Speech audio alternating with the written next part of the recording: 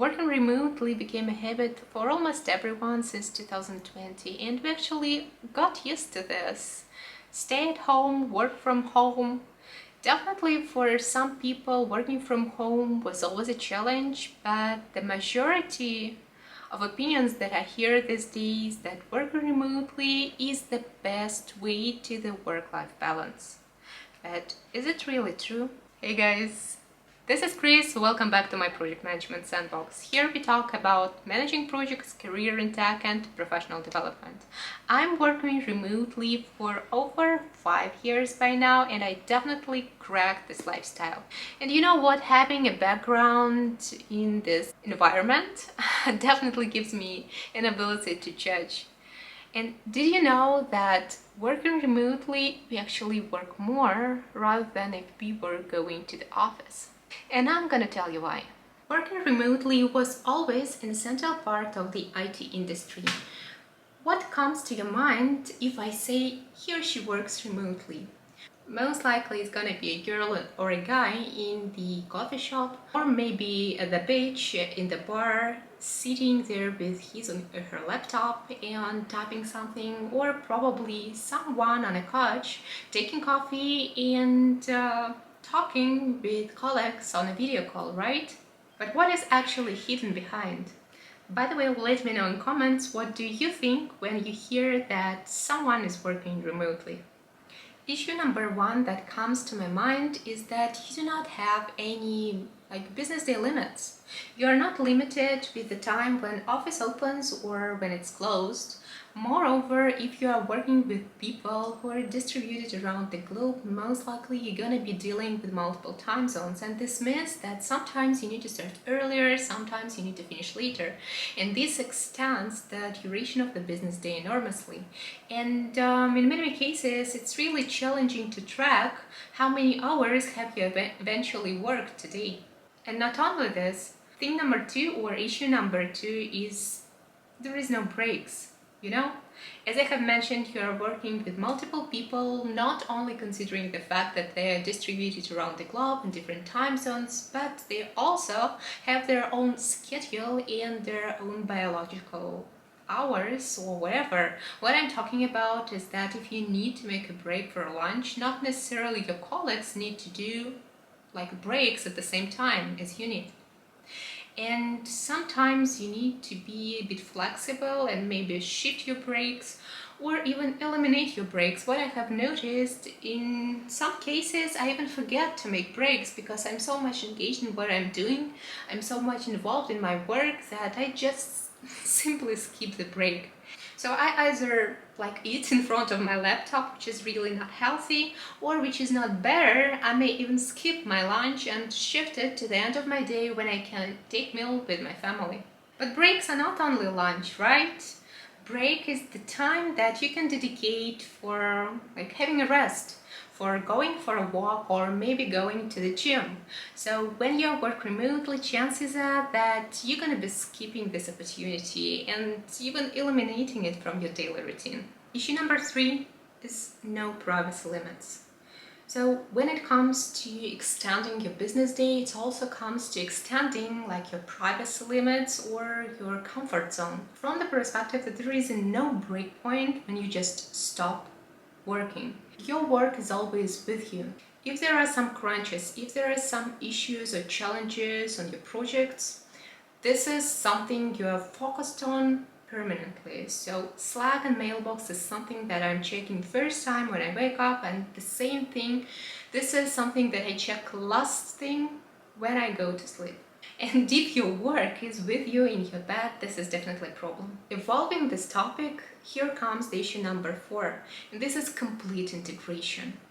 Not talking about the limits and when you're just waking up and first thing checking your Slack, but you're permanently in it. If you're preparing a meal, your mobile phone is always next to you and you always have an opportunity to check what's happening, what are the latest emails, what are the latest messages, and even respond to them simultaneously. If you are on a visit at your doctor, While you are in a line, you're still able to do the same stuff, just checking the progress, checking the situation, responding to emails, responding to your messages. So there is no space when you clearly separate whether you're working now or whether you are doing your personal stuff. And again, moving forward with the same issue comes issue number 5, is no opportunity to rest. First, because you're always taking your work with you, no matter you're at home or you're somewhere on vacation. What prevents you from taking your laptop or your mobile phone with you on a vacation? You can stay on the beach and then go to your room and again check your messages, check your mailbox, respond to a couple of them, and just be on track permanently, right? Do not do this. You know what? I have found out that during the last year I have not taken 7 business days of my earned vacation, which I could have spent with my family without being distracted to any work at all. And I haven't done it. And the reason is, if you're permanently working from home, you're not separating whether you're at work or whether you're at home. It may seem that you're not really tired, you're always at home, you have an opportunity to lay down on a couch, take some coffee, take some meal, listen to the music that you like, but simultaneously work. But where is this balance and where is this line that we should not cross? Challenges are clear. But what should we do to eliminate them and to come to this desirable work-life balance lifestyle? To begin with, I would recommend starting from yourself and from yourself all the time. Because unless you're able to switch it in your mindset, you will continue in the same mood. So the first thing to start off with is your personal mindset. And if you're setting expectations, if you're setting boundaries or constraints for others, for reaching out to you, you need to do the same from your side as well. So if people are not allowed to reach out to you in the specific hours, do not get back to them during those hours as well. Do not review messages, do not review emails, do not respond to anything while you are offline and while you are marked as unavailable in your calendar. The second step that you need to undertake is finally to set boundaries and to set expectations with others. So when you switched and turned the direction of your mindset for yourself, you need to clearly set the expectations with others. Use the tools that you have on hand. Go for it. Disable your calendar in the specific hours.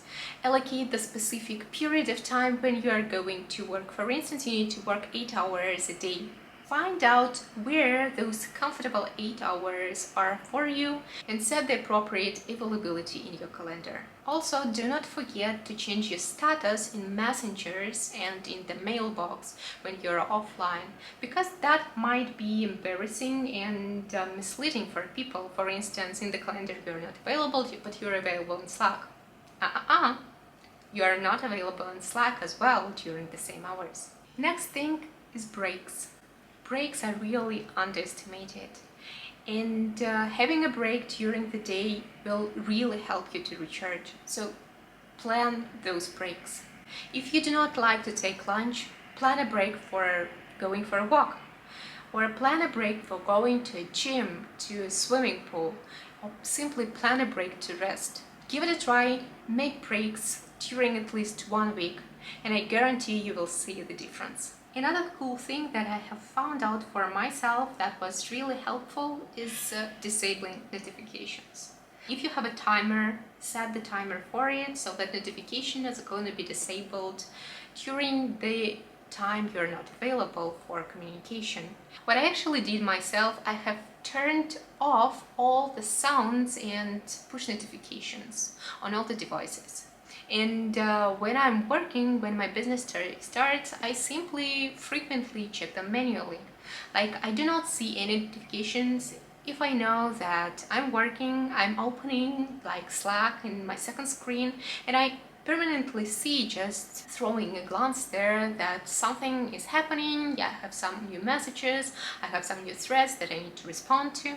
And that is, as I was saying, was an absolute game changer.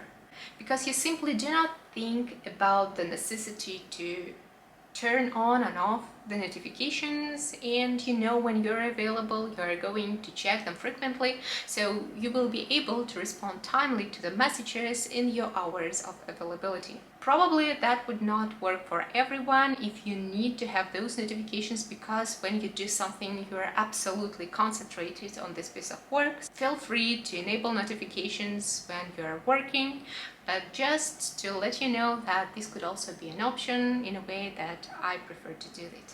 Next tip is sick leaves. When you're working from home, if you do not feel well, what we normally do, what I have been normally doing, I will just take a cup of tea, maybe take some pills if it's really hard, but I still continue working. And that is really not the best solution from all the perspective. From your efficiency perspective, from your health perspective, first of all, absolutely, from your emotional health perspective as well. So if you're sick, and I actually hope you will not be sick at all, so stay healthy, but if you really do not feel well, take a sick leave on that day. It would be better for everybody, and especially for yourself, because again, you need to put this line between your private life, your health, and your work. This is not the same. If you were going to the office, definitely you are not going to be in the office if you feel sick. So do yourself a favor. If you're sick, take a sick leave and do not work during this time. And the final tip in my list for today, which is not really less important and which is extremely underestimated and pretty much straightforward actually, is vacation. You need to plan for your vacation. I'm not gonna advise on the schedule of this vacation because it's really personal. Maybe you prefer to take a long vacation once a year, or it's better for you to take a shorter vacation 3, 4, or 5 times a year, depending on how fast you recharge and how frequently do you need to rest. But in any case, you still need to plan for the vacations. Again, I'm not gonna tell you why it's important, because we have already passed it through and you understand that separating your private and professional life is important, taking a break is important, spending time with your family and with yourself is important, so vacation is an amazing tool for that. So don't forget about this, plan for your vacation, and it's definitely gonna make a difference. Again, your laptop is not going on a vacation with you, right? Guys, I hope that was helpful. If you do have more tips on how to keep the work-life balance while working remotely, feel free to add them in the comment section below. I would really love to learn them as well, and I would really appreciate if you could share more tips on this topic. Thanks for watching, and see you in the next video.